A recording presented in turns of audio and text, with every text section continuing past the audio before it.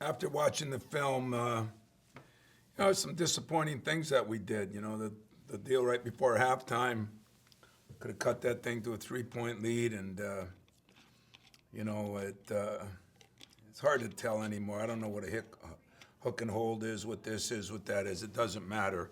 What we haven't done a good job is overcoming a little adversity when something strikes like that, and so instead of going into halftime 5-6, maybe down, we go in 11 down.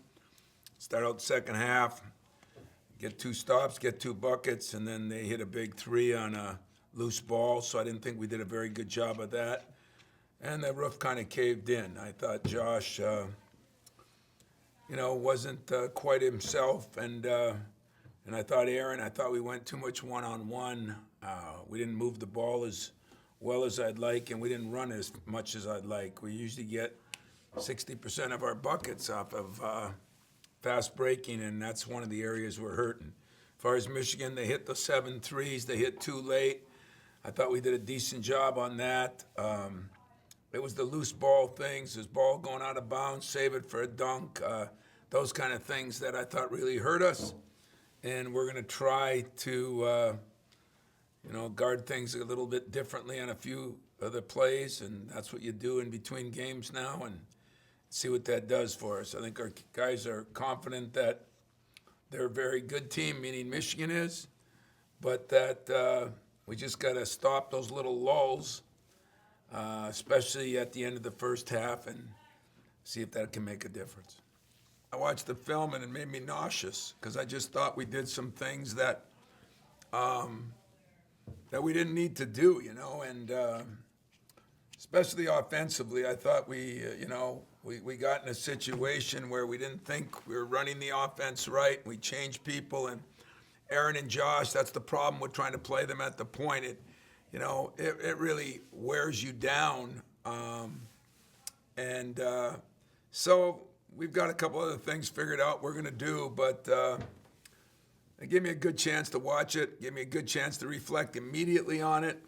It gave me a good chance to watch what I thought, calls I questioned, things like that. Yeah, it was good. It was, hour was perfect. There was enough time to reflect and enough time to move forward. The prep we had today was to review some of the film, review some of their plays, and review a lot of what we think we got to do offensively a better job of. And that's what we'll continue to do tomorrow and see if that'll make a difference on Sunday. We really don't have a senior. Josh went through it last year.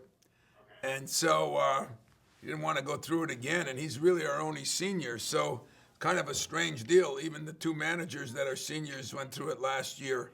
So it's going to be a strange senior day for us. And I don't know. I mean, we're looking at a few things, but other than maybe doing a little something for Josh, he kind of went through it and knows he went through it and feels comfortable with that. So, I haven't totally decided, as dumb as that sounds. If we do, it'll be something small. But most importantly, no seniors other than Josh, who's already been through it.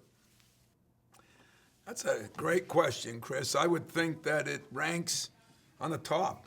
I mean, I don't know if I've ever had a guy that actually for almost 2 years thought he might never play again. And as you say, this time last year, I'd say it was 1090 that he would play again, not much of a chance, and hadn't even really made the decision until the summer that he was going to give it a real shot. And then when the summer came, it was still so gradual.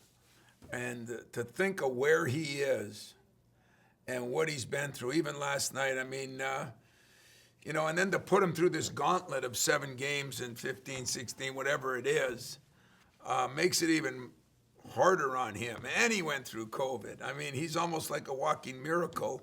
And I don't want to use that term like that because there's some people that truly, truly are miracles. But when I look at Josh and what he's done, and we've thrown some leadership responsibility on him. We threw some things on him offensively, defensively. We had him play the point some. He is playing in the 30s now, minutes a game. He's got to do it at both ends. My respect for him, as I told you last week, was off the charts. I just think he is one of the great senior day stories or double senior day stories, and I'm lucky guy to have coached him. And I mean that because you talk about perseverance and learning how to get up one more time than you're knocked down. I mean, he got up, got knocked down, got up, got knocked down, got setback, setback, setback, surgery, setback. And I swear to you, it was October. And I did not think, I was really getting excited that we'd get him for 15 minutes a game in October. And then all of a sudden, it was 20 some, and then it just ratcheted up and looked like it was going to be smooth sailing. And, as they say, God only gives you what you can handle. And he got knocked back again with COVID, and that was 20 days. And, a couple weeks recovery, and here he is, just in time to play a couple games, get his feet under him again, and then go through the 7-game gauntlet. And I'm not sure many guys could have done it. I'm not sure anybody's done it in my career here. So I'd say that might rank right on the top, to be honest with you.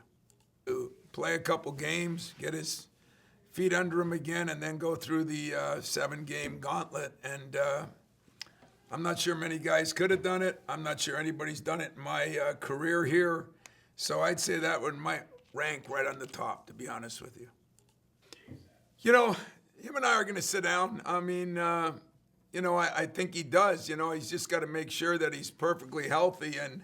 And what would, I guess, a COVID year mean to him as far as to get him prepared to play beyond? I mean, all those things are a little more realistic. You could look at it as, hey, should he get his time to try to go? I would say yes. Would another year under his belt, total health, because he is healthy, give him the best chance?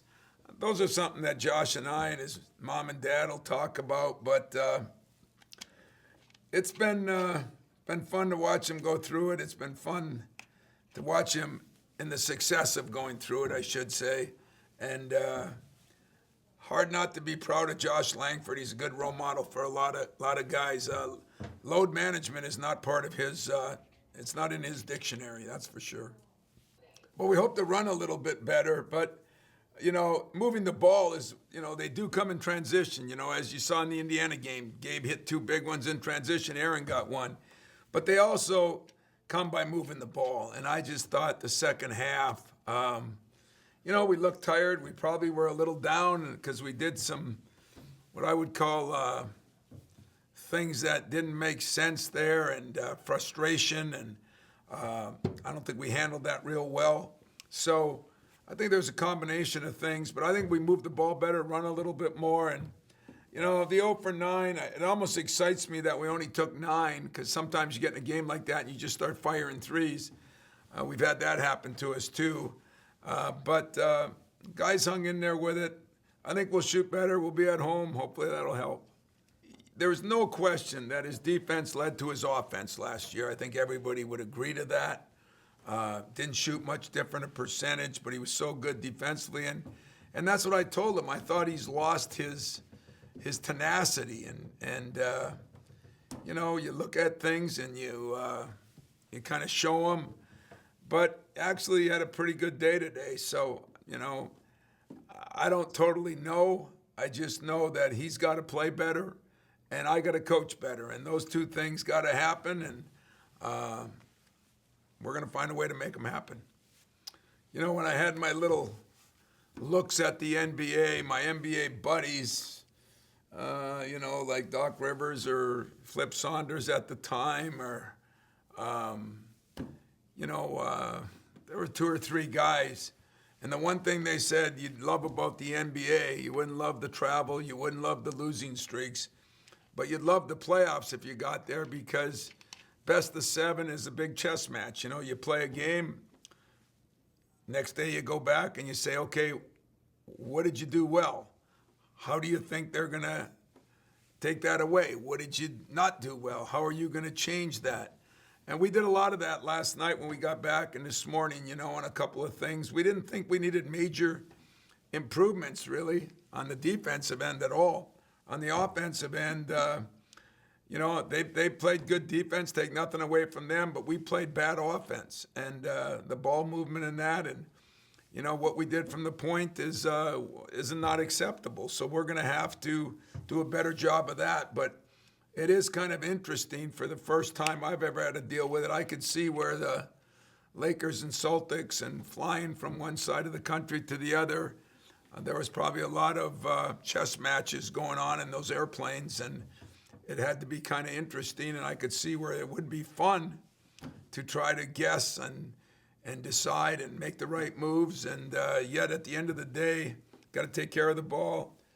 You can't make plays that go from a good rebound to a turnover to a basket, or a loose ball to a three.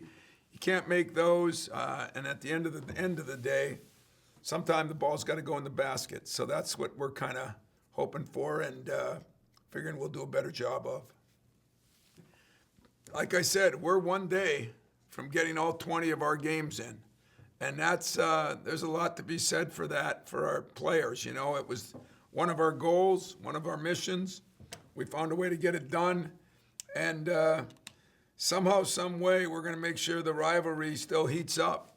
But it's not the same when there's a couple hundred people compared to 15,000.